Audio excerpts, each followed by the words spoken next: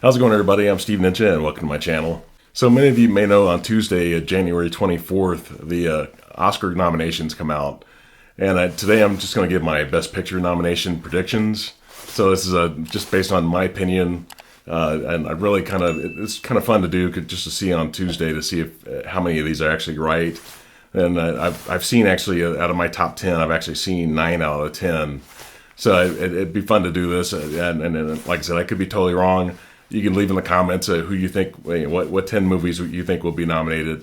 I think there are so many movies this year that it's really hard to predict. I've got like maybe 22 movies here that could potentially go in there.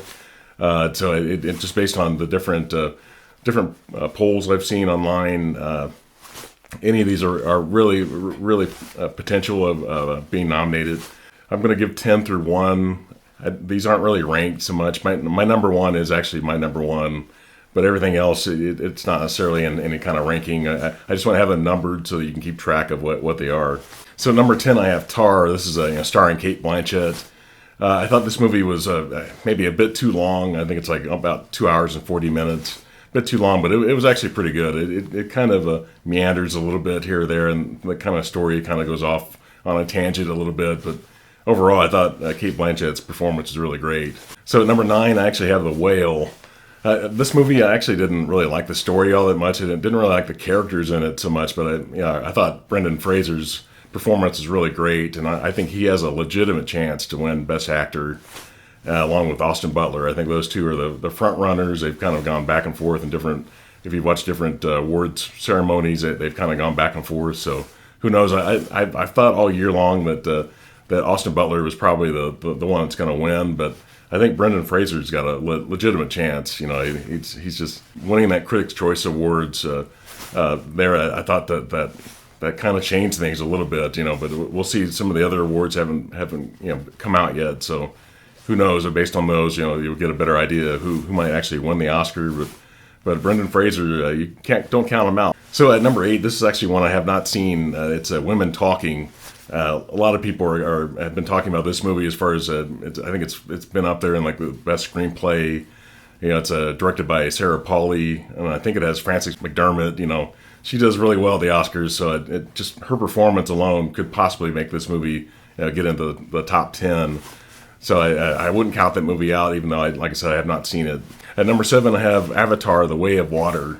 This, it's James Cameron. I don't know if he's going to get a Best Director nomination or not, but this movie, obviously, box office doesn't really have a lot to do with whether a movie gets nominated, but it's just you can't really deny how great this movie's doing in the box office, and when you look at Best Picture, you have to consider it anyway.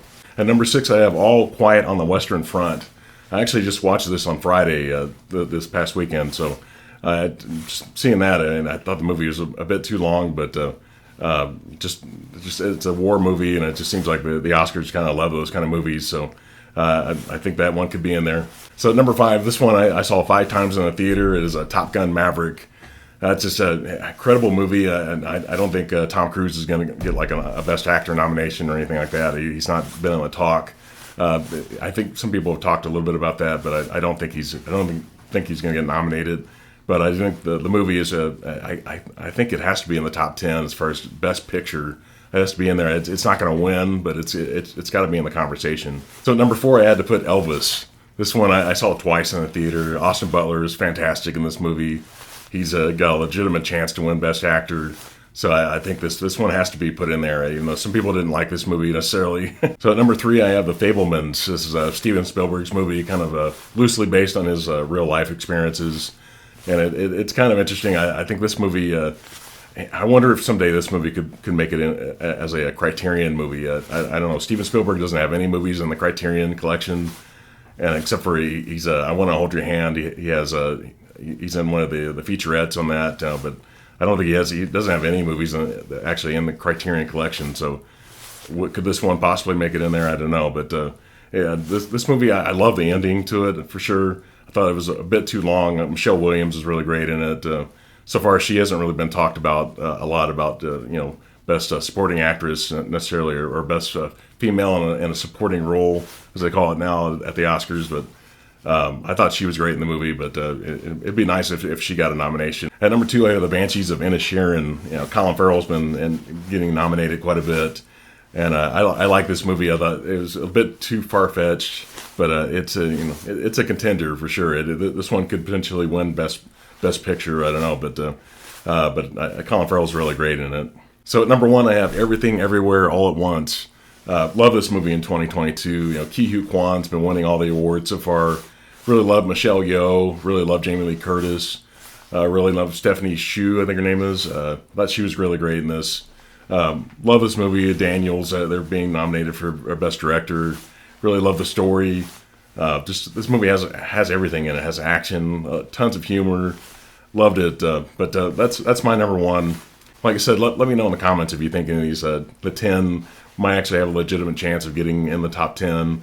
But the potential ones here, and let me know if you think any of these have a better chance of getting a nomination for Best Picture. But I love the movie RRR. That was in my top 10. I think Women Talking probably bumped that one out.